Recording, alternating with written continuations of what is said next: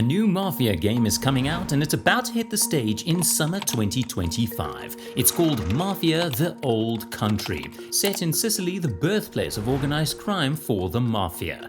But as with most things of this era, it has its fair share of controversy. From bad voice acting to poor historical accuracy, fans are being very vocal about the ways in which they believe the game has already been ruined. Join us on a brief dive into 5 ways Mafia: The Old Country is screwed up.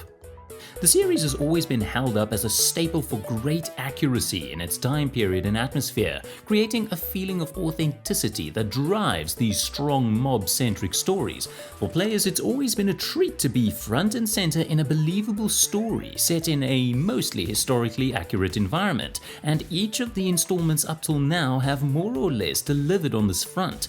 The Mafia series has a strong following, and with the time between games always more than half a decade apart, the next installment has garnered a lot of excitement. However, when the trailer finally dropped for this long-awaited game, the reaction wasn't what the studio expected. In fact, while much excitement was present, there was just as much backlash. So how could they get it so wrong?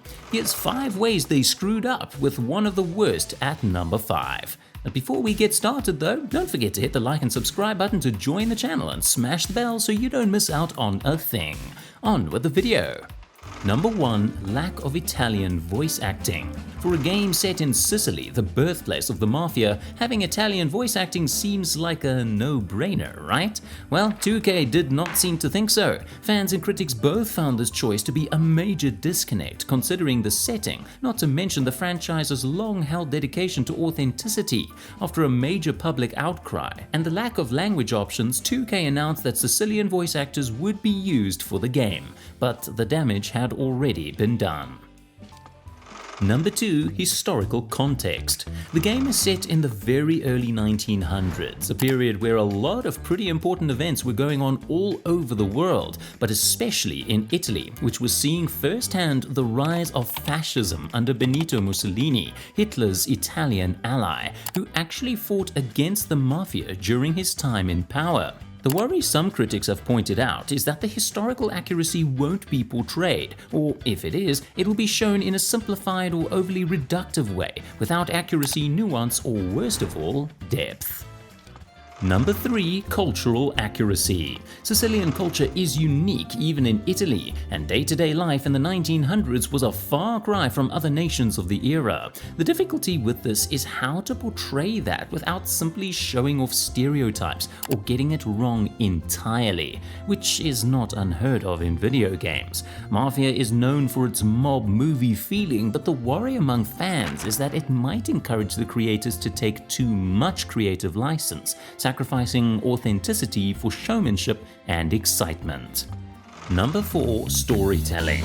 The story follows the main character Enzo Favara, who shifts from a mine laborer into a budding criminal. Critics doubt that 2K will be able to accurately show the motivations and struggles of a man in the 1900s, let alone one rising through the ranks of the early Mafia. A common complaint has been that 2K may end up sticking to the tropes of the previous games in order to give it the feeling of a Mafia game without doing anything new or fresh. The developers want to give the game an open world setting, and many are worried that this could affect the story and not in a good way. And lastly, at number 5, visual and environmental accuracy. One of the most important concerns, which are especially warranted, is that the game won't be able to capture the architecture, technology, or fashion of the era accurately. It has been pointed out that the trailer shows cars driving about in abundance in the game, when in reality there were little to no automobiles in Sicily until much later than the time the story is set in. That suggests some liberties are being taken concerning the die-hard fans and making them worry that accuracy will be lost in order to compete for attention from rival games like GTA 6. These are the 5 criticisms that are coming up over and over again about the upcoming Mafia game, and they're really showing how difficult it can be for developers to walk that fine line between creative license and historical accuracy, especially when using real settings. For now though, fans and critics alike wait with bated breath for the game's release, where hopefully the best of both worlds will be shown and the screw-ups will be much smaller than feared. What are your thoughts on the upcoming game? Do you have any criticisms we've missed? Let us know in the comments below.